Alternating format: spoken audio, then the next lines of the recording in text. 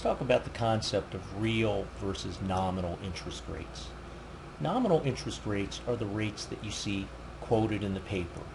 If you see a 5% rate and you put $100 in the bank, you get $105 back at the end of the year. Now, the question is, how much more can you buy next year? Well, it depends. It depends on how much prices have risen. That is, what's the level of inflation, or what's the inflation rate? And real interest rates adjust for inflation, tell you how much more in terms of goods and services you can buy. So let's look at an example. Suppose you invest $100. So the present value right now is $100.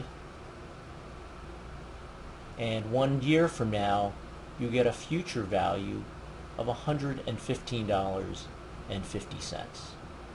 And we can go about figuring out what your rate is. Your rate is going to be equal to $115.50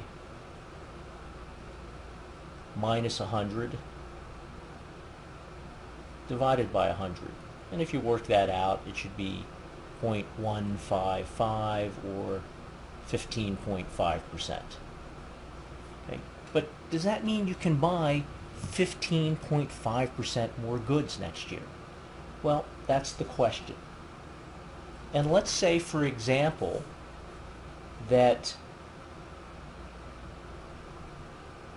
you're interested in buying pizza. And pizza today costs $5. And pizza in 1 year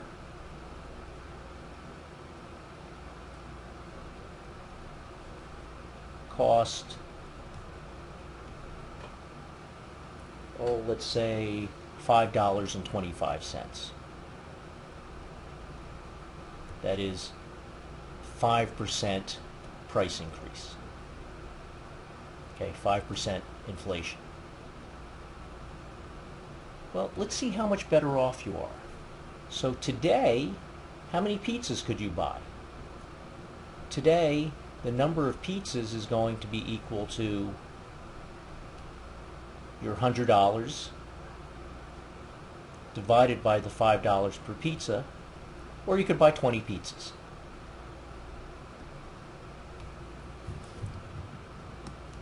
How much pizza can you buy in 1 year?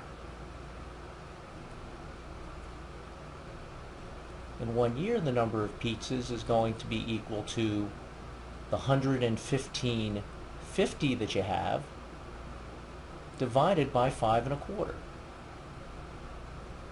Because remember, the price has gone up for pizzas. So let's see what we have here. $115.50 divided by 5 1/4. You can buy 22 pizzas.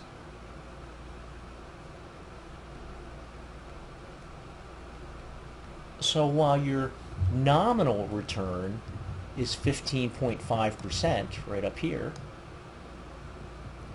your real return is really only 10%. You can buy 10% more pizzas, right? Going from 20 to 22 is a 10% increase. So in this case, the real rate equals 10%.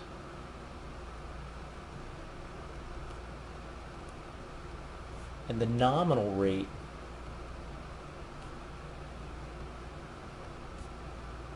equals 15.5%.